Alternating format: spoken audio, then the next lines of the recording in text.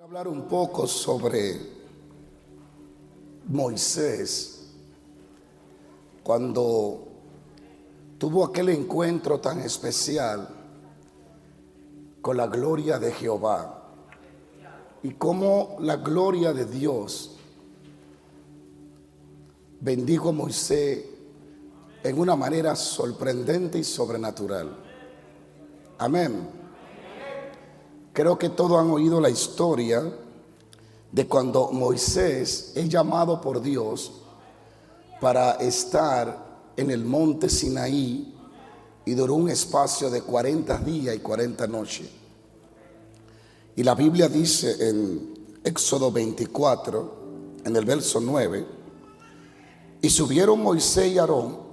Dios le había dado orden a Moisés que subiera para que tuviera un encuentro con su gloria, porque tenía Dios que hablarle y darle muchas revelaciones. Y dice, y subieron Moisés y Aarón, Nadab y Abiud, y 70 de los ancianos de Israel, y vieron al Dios de Israel. Pero ¿qué vieron de Dios?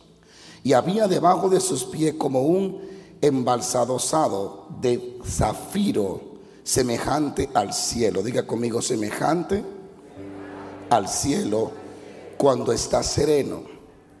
Mano extendió su mano sobre los príncipes de los hijos de Israel, y vieron a Dios y comieron y bebieron. Entonces Jehová dijo a Moisés: sube a mí al monte y espera allá, y te daré tablas de piedras y la ley y mandamiento que escribo para enseñarles. Y se levantó pues Moisés con Josué su servidor, y Moisés subió al monte de Dios y dijo a los ancianos: esperadnos aquí hasta que volvamos a vosotros. He aquí Aarón y Hur están con vosotros, el que tuviere asunto acuda a ellos. Entonces Moisés subió al monte, y una nube cubrió el monte, y la gloria de Jehová, diga conmigo, la gloria de Jehová, reposó sobre el monte Sinaí. Y la nube lo cubrió por 6 días. Y al 7º día llamó a Moisés desde en medio de la nube. Y la apariencia de la gloria de Jehová era como un fuego abrasador en la cumbre del monte, a los ojos de los hijos de Israel. Y entró Moisés en medio de la nube y subió al monte. Y estuvo Moisés en el monte 40 días y 40 noches. Para Moisés poder encontrar a Dios, tuvo que ser llamado por Dios. Para Moisés poder tener un encuentro con la presencia de Dios, Dios tuvo que mostrarle el camino. Nadie llega a Dios si Dios no revela el camino. Por eso Moisés en una ocasión le dijo a Dios: muéstrame tus caminos, tu camino, para que yo te conozca. La única forma de conocer a Dios es cuando Dios nos enseña a Dios. Sigo paro. Y aquí Dios le habla a Moisés y le dice: sube al monte y espérame allá. Y lo hizo esperar por 6 días. Y al 7º día lo llamó de medio de la nube y le dijo: acércate. Mira la importancia de esperarlo a Él, porque Él te hace esperar hasta que Él sabe que tú estás listo para ser introducido en esa gloria o en esa dimensión de su presencia. Recuerda que tú no vas a llegar a Él por tu fuerza, ni por tu carne, ni por tu capacidad. Tiene que ser por misericordia.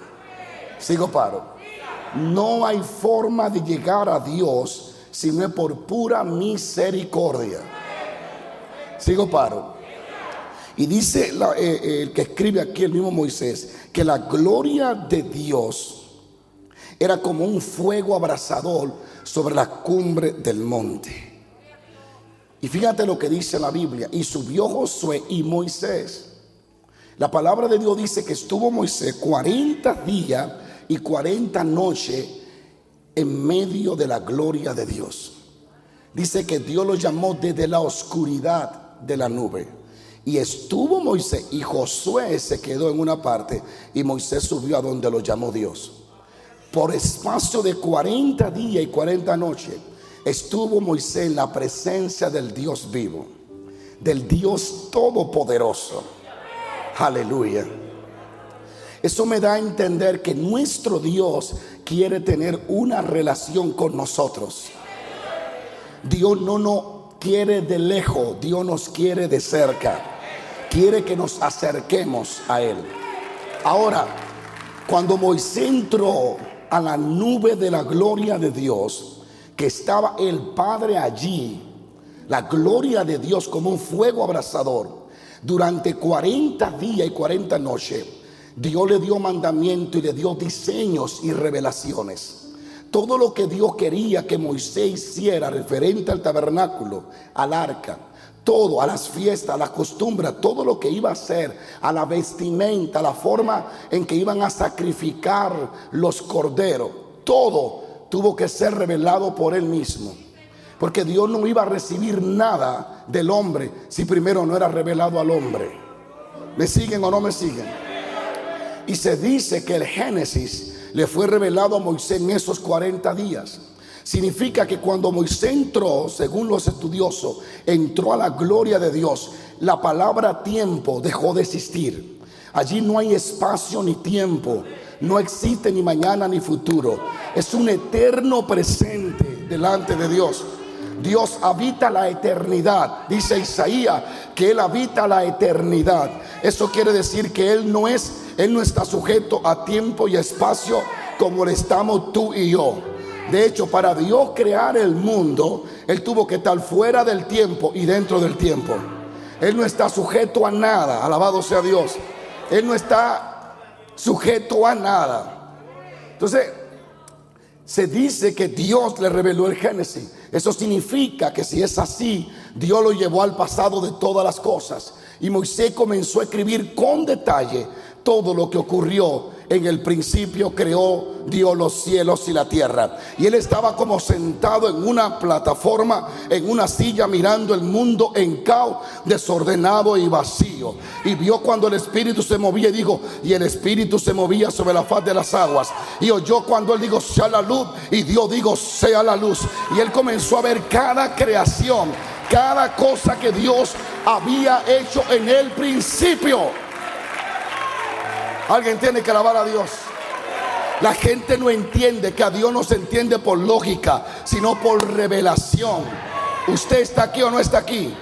¿Sabe por qué el diablo no sabe lo que Dios quiere hacer contigo? Porque para el diablo saber lo que Dios quiere hacer contigo, le tiene que ser revelado. Y Dios no le revela a los demonios. Dios le revela a los espíritus contritos y humillados.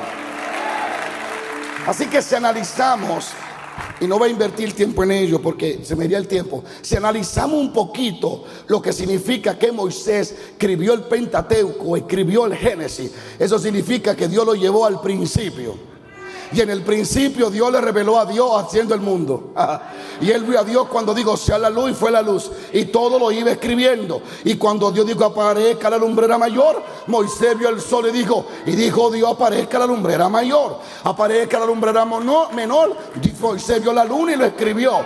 Y Moisés vio a la serpiente tentando a Eva. Y Moisés vio a Adán cuando se durmió. Y Moisés vio cuando le sacaron a Eva de entre la costilla. Moisés lo vio todo. ¿Alguien puede entender qué significa estar bajo su gloria? A su nombre. ¿Me siguen o no me siguen? Es impresionante ver, pero realmente eso es lo que ocurrió. Dios le reveló el Génesis, le reveló a José, le reveló a Jacob. Moisés, para escribir el Génesis, tuvo que ser llevado al pasado. Tuvo que sentarse y ver a Jacob en Betel durmiendo. Y tuvo que entrarse dentro del sueño de Jacob y ver lo que Jacob soñaba.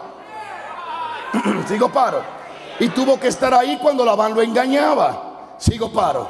Eso es lo que se cree. Y tuvo que estar ahí dentro del sueño de Jacob cuando oyó al ángel hablarle a Jacob. Él escribió el Génesis. Entonces él estuvo ahí. La gloria de Dios lo llevó a ver todo eso. Qué tremendo.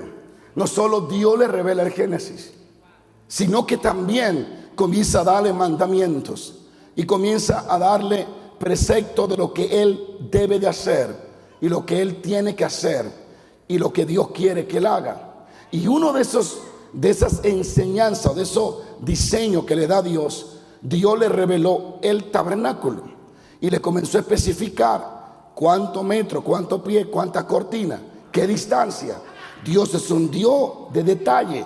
Puntualmente le especificó tanto por tanto.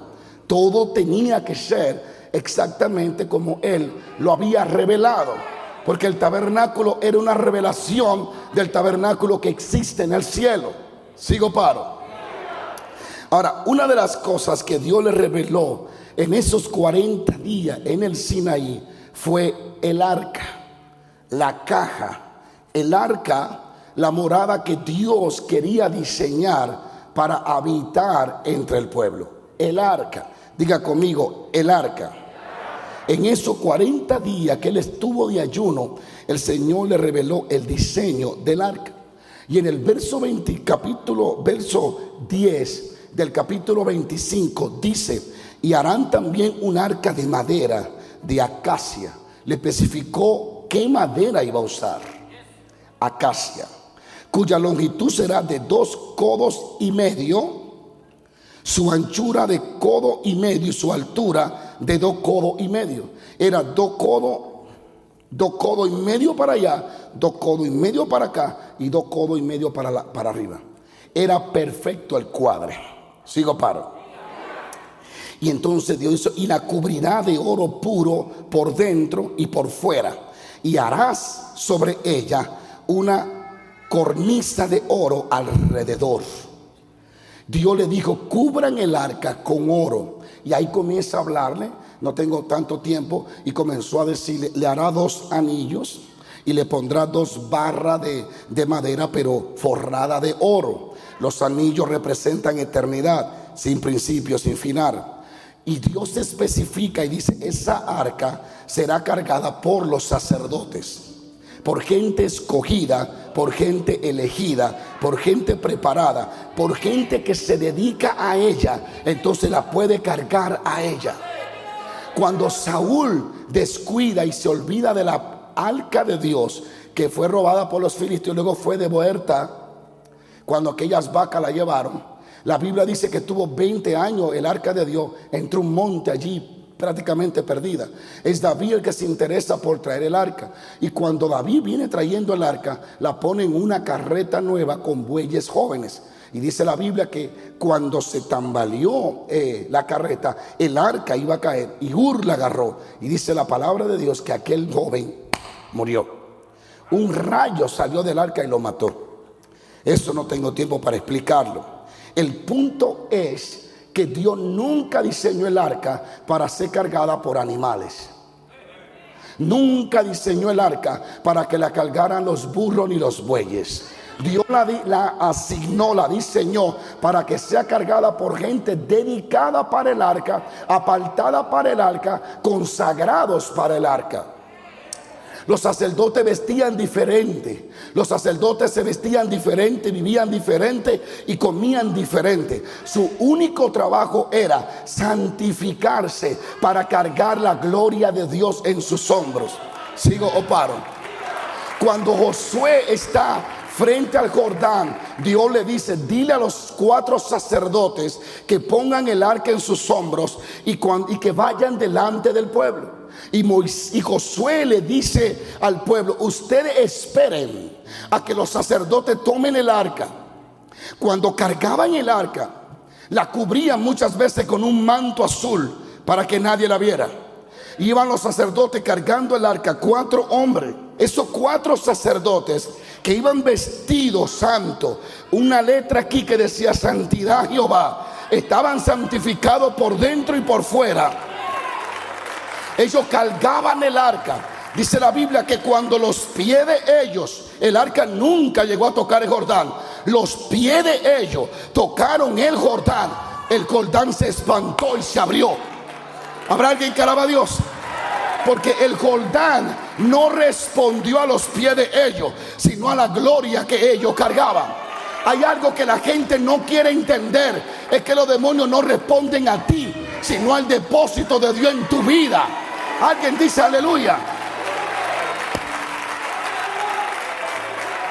Sigo paro. Pero hay algo importantísimo, wow, se me va el tiempo, importantísimo que me dijo el Espíritu del Señor esta mañana y que habló Dios a mi vida y me dijo: ¿te has fijado, oh gloria, que Josué yo lo escogí? Le dije: sí, Señor, yo lo ungí. Sí, yo le puse del Espíritu de Moisés a Josué. Sí, sin embargo él era el líder, él era el hombre que yo escogí, mas él jamás se atrevió a cargar el arca. ¿Por qué, Señor? Porque él no había sido asignado para eso. Debe de aprender a solo sujetarte a lo que yo te envíe y hacer lo que yo te mande. Usted tiene que ser fiel a donde Dios lo puso. No quiera sustituir el lugar de alguien si yo usted no lo ha enviado. Y otra cosa que me dijo el Espíritu del Señor, y esto es de Dios, porque yo no me acordaba y ahora vino la palabra a mí. Aleluya. Dios me dijo: ¿ves que el arca era poderosa? Sí, se dice, según los científicos y los estudiosos, que el arca era una arma masiva y emitía rayos. Y se cree que cuando los sacerdotes iban caminando y había montes y árboles que eran obstáculos al camino, dice que del arca salía un rayo y apartaba y quitaba los árboles y creaba camino delante de ellos. Por eso es que el arca, cuando ellos iban a la guerra, ellos iban con el arca en el frente, porque en muchas batallas del arca salía un rayo muchas veces y mataba a sus enemigos. La presencia de Dios allana el camino por donde debemos andar. Sigo paro. Ahora, esa arca tan poderosa, porque esa arca poderosa, el Señor me dijo: ¿no te has preguntado por qué el arca no se suspendía en el aire? ¿Por qué no se suspendía sola? Era la presencia de Dios. Podía levitar, suspenderse y ir delante del pueblo. Pero Dios dijo: no. Dios dijo: yo quiero que alguien cargue con ella. Yo quiero que alguien la cuide. Yo quiero que alguien se haga responsable. Yo quiero que alguien la tenga en sus hombros. Que alguien cargue el peso de mi gloria. ¿Habrá alguien que alaba a Dios? Y yo creo que ese alguien es usted. Es usted. Dígale a alguien: es usted. El arca de Dios, que después voy a hablar más adelante, más profundo, porque hay unos misterios muy profundos. Pero realmente de esos 40 días es que surge el diseño y la revelación del arca, donde iba a morar tangiblemente el Shekinah de Dios, la gloria, la nube de gloria, que era como un embudo. La nube de gloria venía fina y entraba a ese arca, 2 codos y medio por 2 codos y medio. Mire, 1 y 2, ya ese era el arca. Era una caja de este tamaño más o menos. Sobre esa arca posaba, sobre el propiciatorio, la gloria de Dios. Y la gloria hacía un círculo como de fuego. Sigo paro. Ahora, era pequeña en el arca, pero a medida que iba subiendo se iba haciendo grande hasta que cubría el cielo. Y producía sombra para el pueblo y producía fuego en la noche. ¿Habrá alguien que alaba a Dios? El fuego no venía de arriba, salía del arca. La nube no venía de arriba, la producía el arca. ¿Alguien puede alabar a Dios? En el único momento en que la nube se apartaba del arca era cuando Dios decía: hay que moverse. Entonces se apartaba la nube y se quedaba arriba, tapaban el arca y comenzaban a caminar con ella, y todo el pueblo iba detrás de ella. La tribu de Judá iba al frente alabando y en guerra. Era la tribu más sangrienta. Esos tipos eran unos guerreros que no tenían sentimiento, eran como leones. Por eso le llaman el león de la tribu de Judá.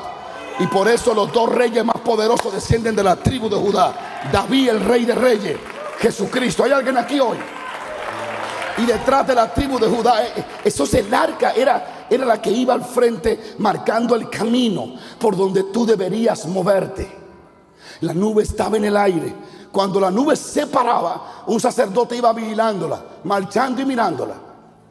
Y si dentro de 30 millas se paraba, Entonces abrían el campamento, armaban el campamento y todo el mundo armaba su tienda. Y la nube se quedaba allí hasta que el campamento era armado. Y cuando armaban el campamento y ponían el arca en el lugar santísimo, venía ese embudo. Y la gente podía ver lo visible de su gloria desde esa arca. ¿Cuánto bendicen a Dios? Uno de los misterios, porque el Antiguo Testamento es sombra del Nuevo. Todo es una sombra de lo que nosotros tendríamos y debemos de vivir. Sigo paro. Cada cosa en la antigüedad habla del Maestro. Todo se relaciona con Jesús. Todo se relaciona con el Padre. Ahora, lo segundo que tú vas a encontrar en el arca, dice la palabra de Dios, escucha esto. ¿Qué había dentro del arca? Estaba el cajón enchapado en oro, estaban las barras de madera en oro, chapada en oro, estaban los anillos, estaba la decoración y estaba el propiciatorio, que era una tapa sólida de oro, puro. Esa tapa venía y tapaba el arca.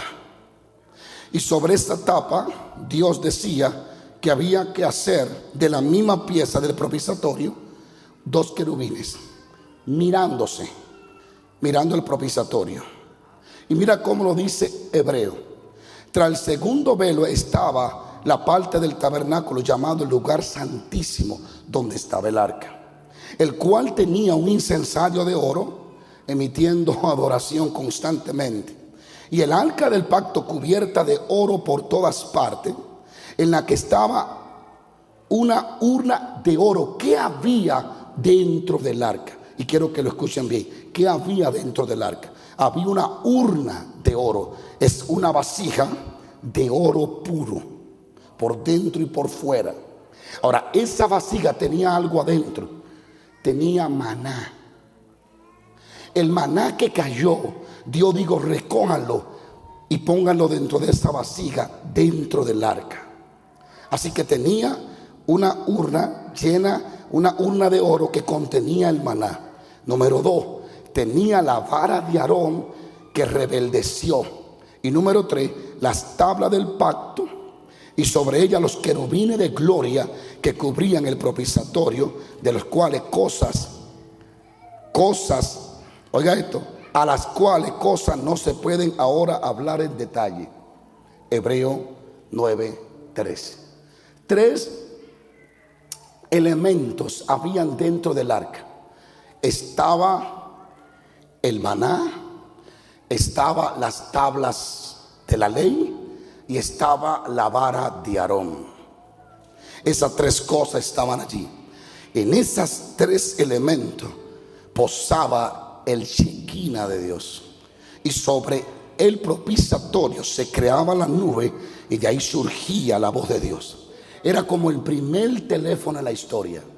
Dios hablaba con Moisés y Moisés hablaba con Dios. Dios oía a Moisés y Moisés oía a Dios. ¿Sigo o paro?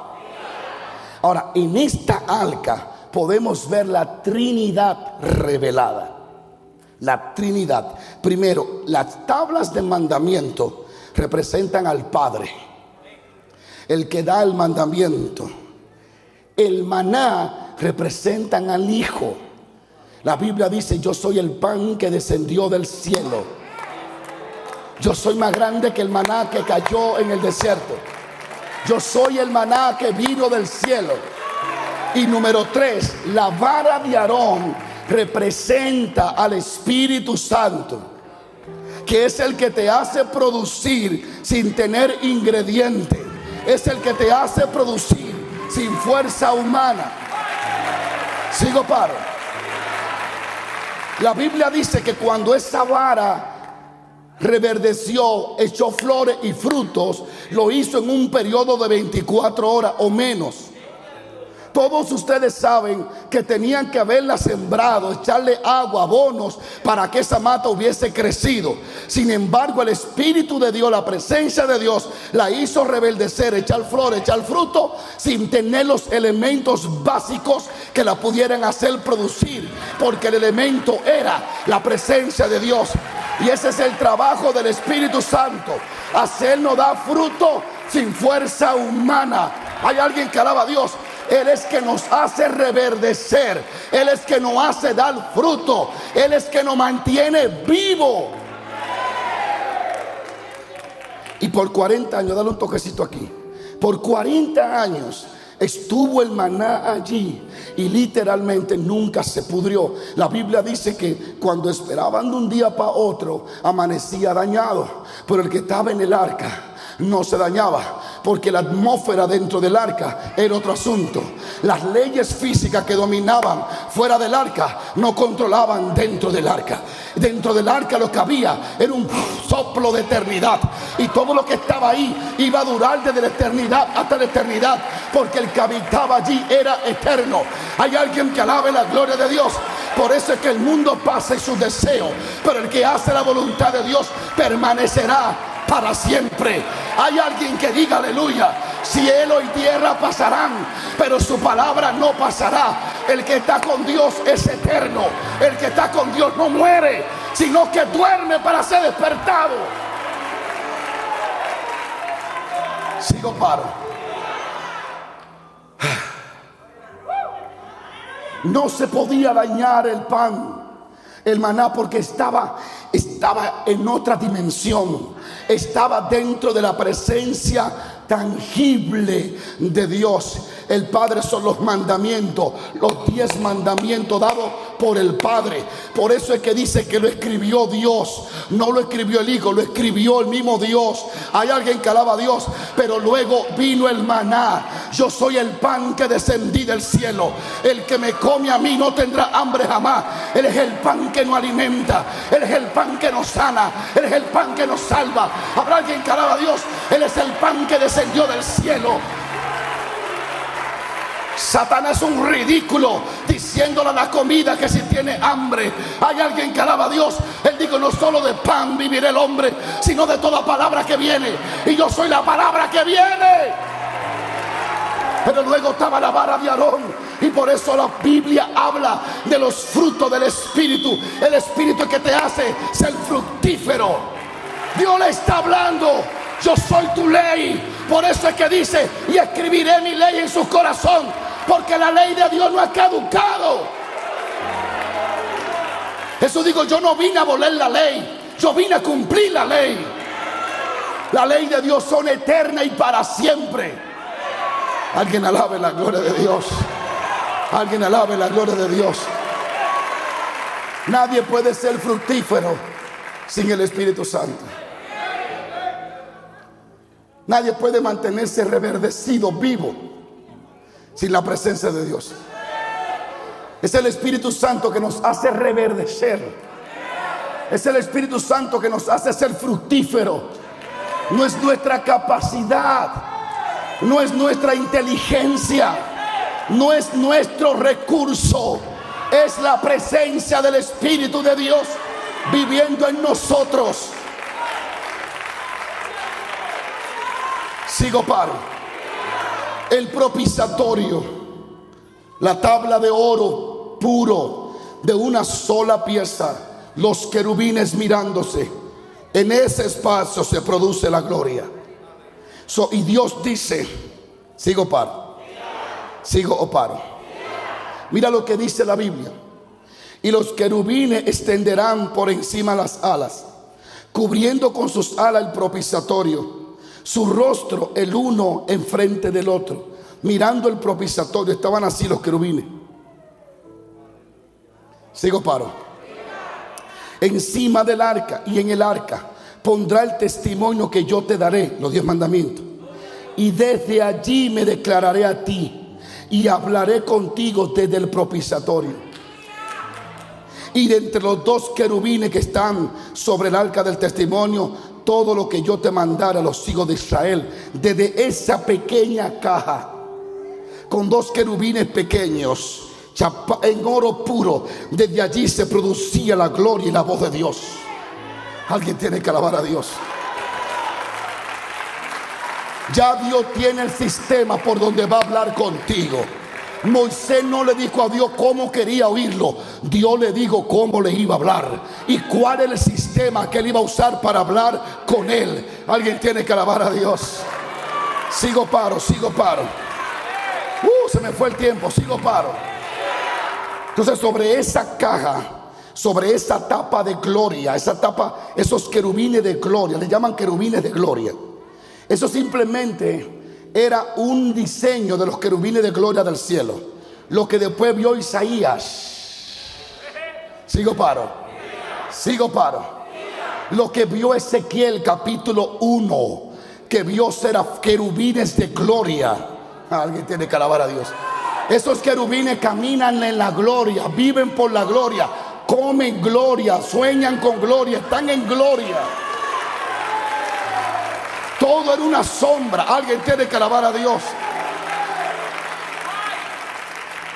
Cuando Jehová decide eliminar los 2 hijos de Aarón, no tengo tiempo para explicar por qué, le dice a Moisés: dile a Aarón que no me entre todos los días al lugar santísimo, para que no lo mate. Dile que va a entrar una vez al año. Para tú acercarte a esa tapa, a esa arca de gloria, tenía que ser llamado por Dios, y era una vez al año. Una vez al año, preparándose para entrar un ratico. Sigo paro. Lo que extraño es que Aarón tenía que entrar una vez al año. Tenía vestimenta diseñada por Dios, tenía un aceite diseñado por Dios. Hasta los canzoncillos, la ropa interior tenían que ser diseñada por Dios, finísima y limpia. Dios era tan específico, Dios es terrible. Le decía todo cómo lo iban a ungir para entrar. Era un sinnúmero de disciplina para poder entrar al lugar santísimo una vez al año. Eso era una vez al año que entraba Aarón. Pero la Biblia dice que Moisés entraba a diario. ¿Hay alguien que pueda alabar a Dios? Porque Moisés, aparte de ser llamado, era amigo de Dios. Y cuando tú eres amigo de Dios, hay privilegios que otros no tendrán. Aleluya. Y esa tapa del propiciatorio, ¿sabe qué significa esa tapa? El significado: el lugar donde se perdonan los pecados, el lugar de la clemencia, de la misericordia de Dios. Nadie podía entrar allí por mérito propio. Nadie podía acercarse a esa tapa por ser bueno, si no era por gran misericordia que Dios tenía. Por eso es que a su presencia no se llega por méritos humanos, se llega por la misericordia. Porque tendré misericordia del que tendré misericordia, y seré clemente con el que seré clemente. Y Pablo dice: no es del que quiere, ni es del que corre, sino del que Dios tiene que misericordia. Alguien tiene que alabar a Dios, porque tú no vas a entrar a la presencia de Dios por ser bueno, sino porque eres bueno, porque eres misericordioso.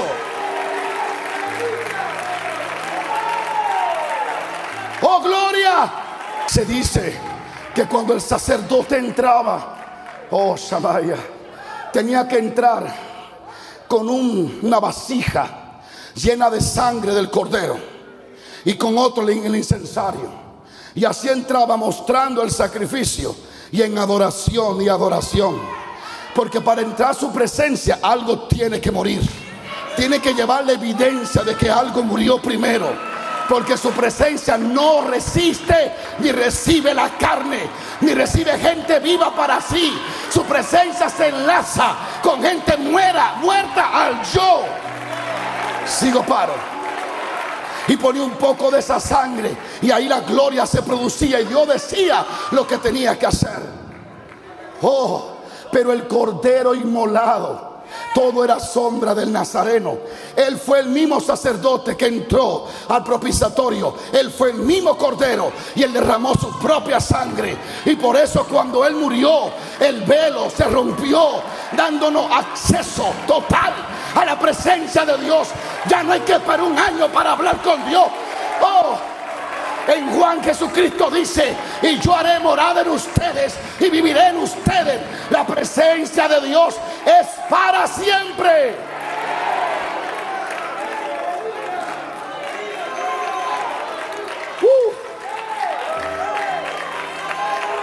Siéntese un minutito.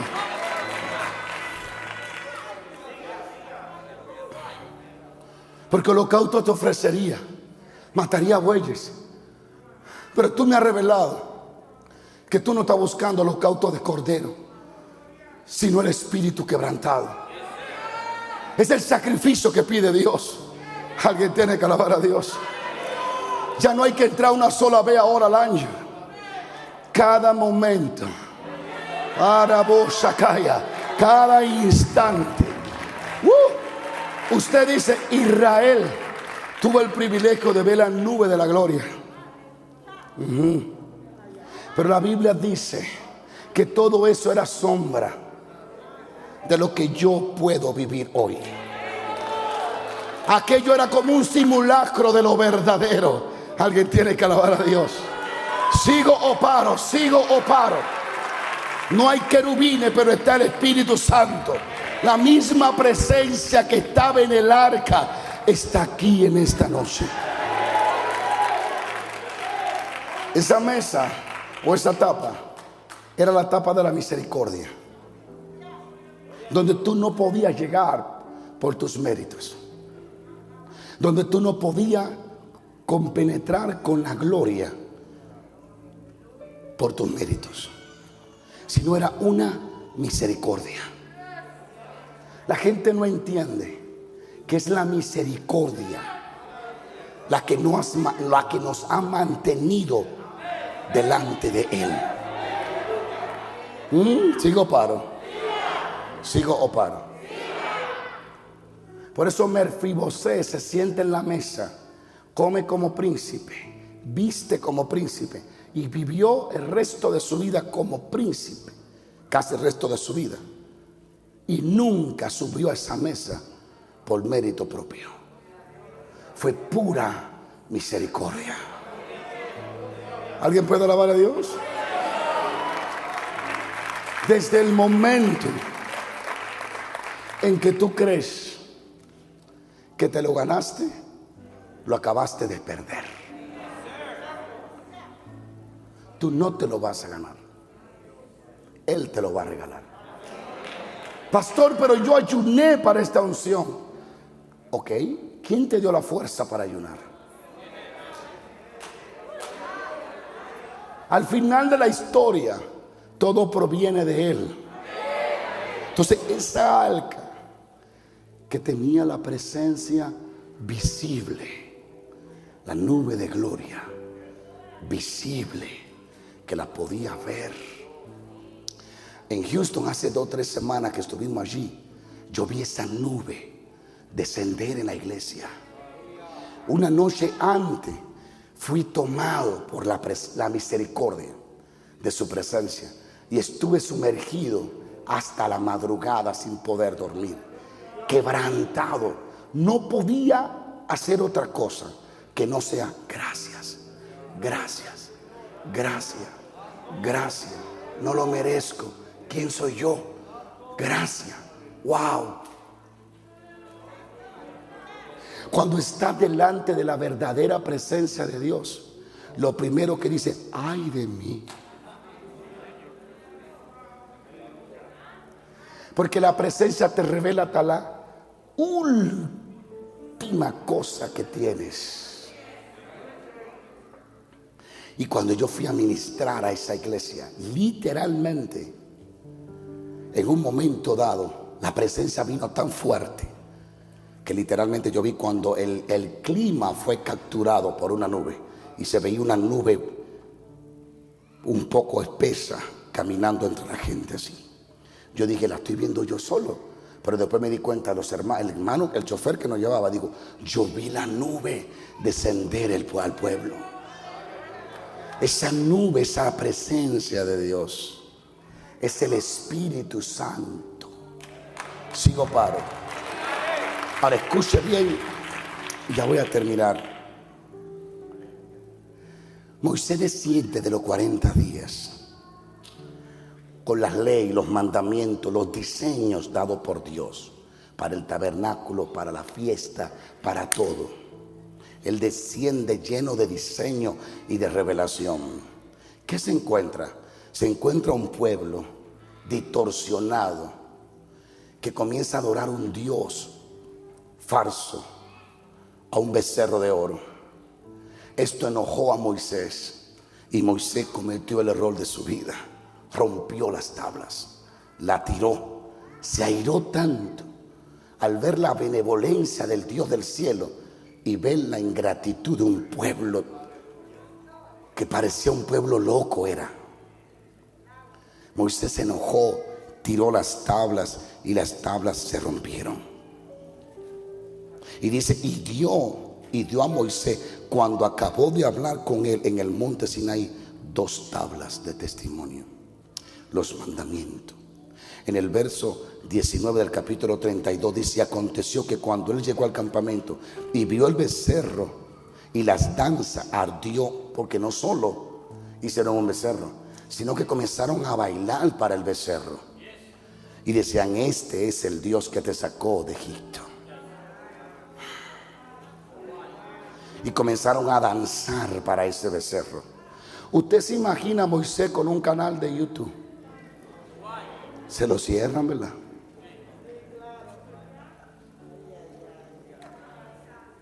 Usted se imagina a Moisés como un predicador.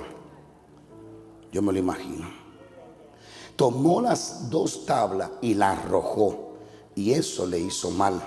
En el Salmo 106 versículo 32 dice, también le irritaron en las aguas de Meriba, Meria, y le fue mal a Moisés por causa de ello, porque hicieron revelar su espíritu y habló precipitadamente con sus labios. El pueblo llevó a Moisés a salirse de comunión y le fue mal a él por causa de ellos. Tú tienes que aprender a reposar tu espíritu a tal punto que nadie te haga pecar contra Dios. Tú vas a encontrar personas malagradecidas con Dios que te da gana a ti. Ni te voy a decir lo que te da gana de hacer a la gente así. Pero Dios te dice, quieto, que no es contra ti, es contra mí.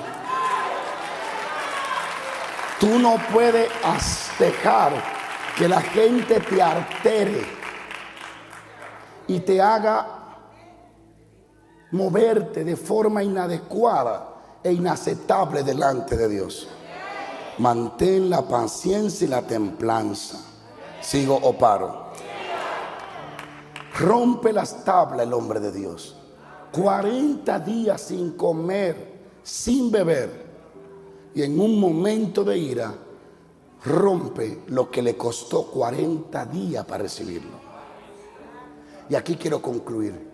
¿Cuántos de ustedes han sentido que han roto cosas que no tenían que romperlas?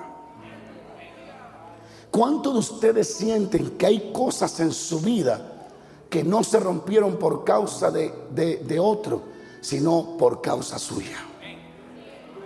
Sigo paro. Muchas veces nosotros rompemos lo que Dios nos acaba de entregar. Comenzamos a actuar, a hablar o a movernos de forma que no le agrada a Dios y terminamos rompiendo lo que el Señor nos entregó. ¿Y sabe qué hace el enemigo cuando hacemos eso? Nos comienza a susurrar y a decir, ya no vale la pena continuar, porque ya tú lo rompiste, ya lo echaste a perder, ya caíste en pecado, ya no vale la pena ni tú creer que Dios te puede levantar, ya todo se acabó. Y te cae un espíritu de culpabilidad y comienza a encerrarte y apartarte de la gente, a creer que Dios no puede darte otra vez las tablas. Y comienza el diablo a decirte, ya deje el evangelio porque ya tú lo perdiste todo. Y cuántas miles de personas me estarán viendo y oyendo por las redes que de una forma u otra, sin querer queriendo, como decía el Chapulín, fue sin querer queriendo, hicieron algo que literalmente les hizo perder la gracia, la presencia de Dios, el mandamiento, la dirección, el ministerio. Y el diablo le dice: tú no vales nada ya. Y a muchos le dice: toma una soga y ahórcate. Pero te tengo noticia en esta hora: Él es el Dios que lo restaura todo. Él es el Dios que puede volverte a dar la oportunidad.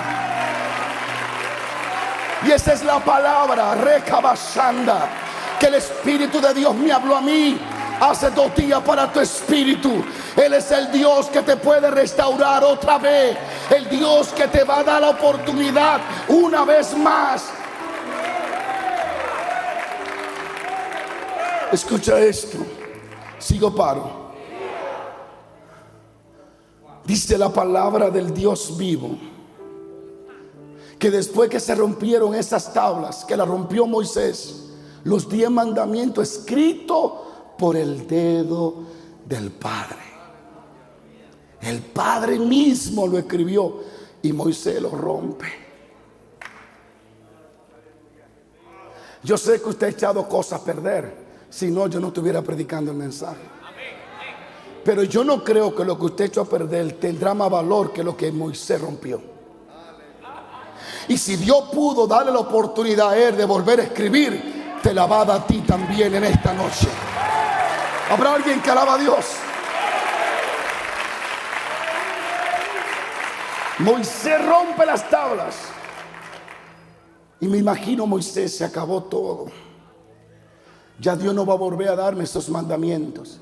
Cuando de pronto viene la presencia de Dios y le dice Jehová a Moisés: alístate 2 tablas de piedra como las primeras, y escribiré sobre esas tablas las palabras que estaban en las tablas primeras que tú quebraste. Tú la quebraste, Moisés, pero yo te la voy a restaurar otra vez.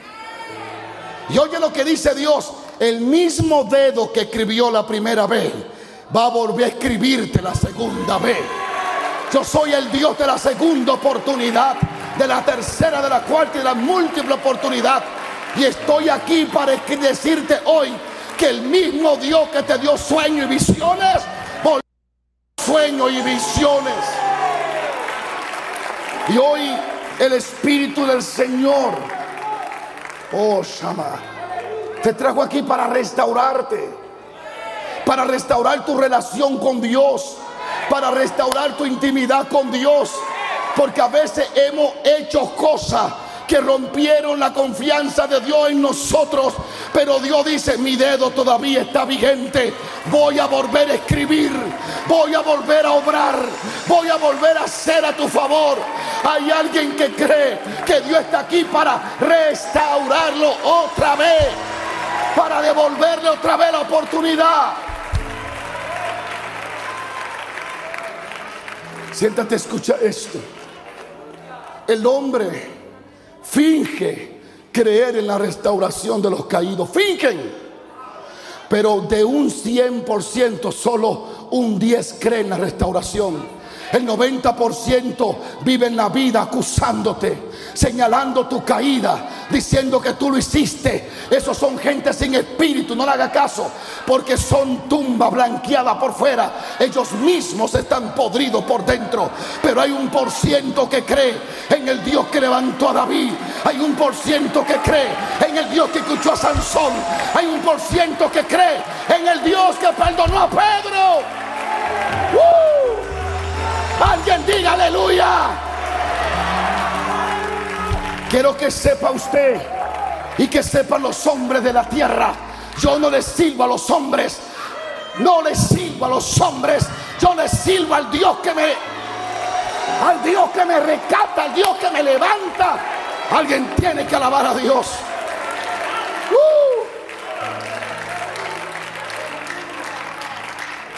Estaban en la casa de Simón el leproso. Estaban allí. Llega aquella mujer de la mala vida, de la prostitución, y se rinde a los pies del maestro. Todos la miran, todos dicen: si este fuera un verdadero enviado, supiera qué mujer es esta. Cállate, religioso, que Él sabe quién es ella y quién eres tú. Y por eso es que Él dice: al que mucho se le ama, mucho se le perdona. Le dio una bofetada sin mano. Le dijo: yo la amo a ella más que a ti, porque tú me estás dando comida, pero ella me está dando el corazón. Alguien dice aleluya.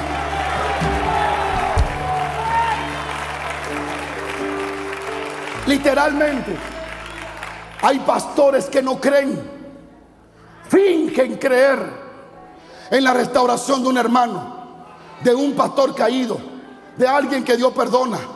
No creen porque no lo vuelven a invitar jamás. Le ponen una cruz y dicen: aquí nunca más vuelva. Ese cayó, ese pecó, ese ofendió, ya ese no sirve. Está bien, Dios pequeño, ponme la cámara aquí. Está bien, Diosito pequeño. Te vas a perder con tu prejuicio. Le sirve al Dios que te restauró y te perdonó a ti mismo. Alguien tiene que decir amén. Casi desde los 15 años pecando, robando, asesinando, atracando, haciendo de todo. Y en 5 minutos estaba a la derecha del Salvador y se salvó. Hay gente tan religioso que dicen: Cristo tenía que bajarlo de ahí, bautizarlo y luego salvarlo. El bautismo lo produce Él, no tú. La salvación la produce Él, no tú. ¡Oh, gloria! El mundo necesita una iglesia llena de compasión y de misericordia, que entienda que estamos siendo edificados, restaurados, reconstruidos.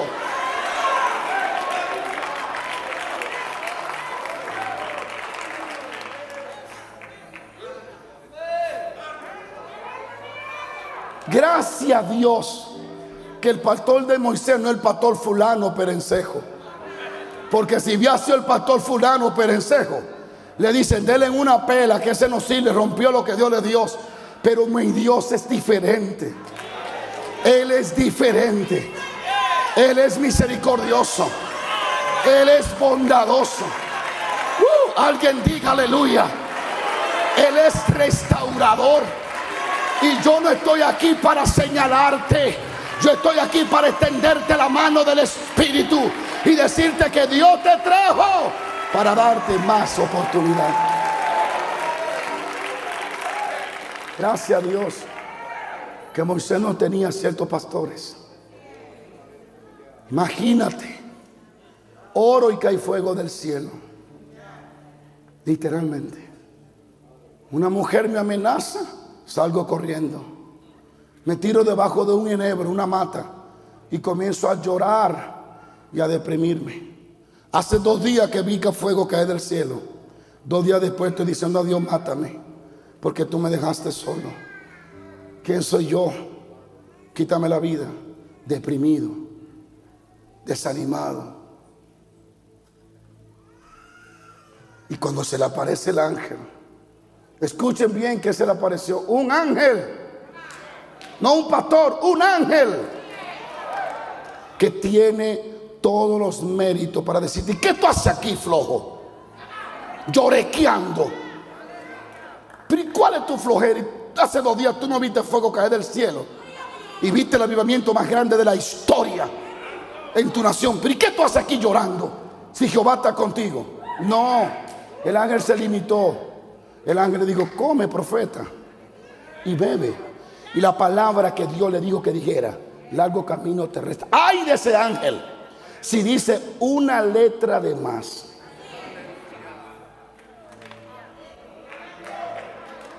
¿Cómo me hubiese gustado encontrar ese ángel cuando era joven? Cuando cometía tantos errores. Nunca encontré un ángel que me dijera: come y bebe. Si no encontraba personas que ponían el pie encima. Le doy gracias al Espíritu Santo, porque en cada proceso y en cada, dicen en mi país, metía de pata, o en cada momento que cometí errores, tuve un amigo cerca de mí llamado el Espíritu Santo, y él me decía: ánimo, ánimo, porque de esta vamos a salir juntos. Hay alguien que cree en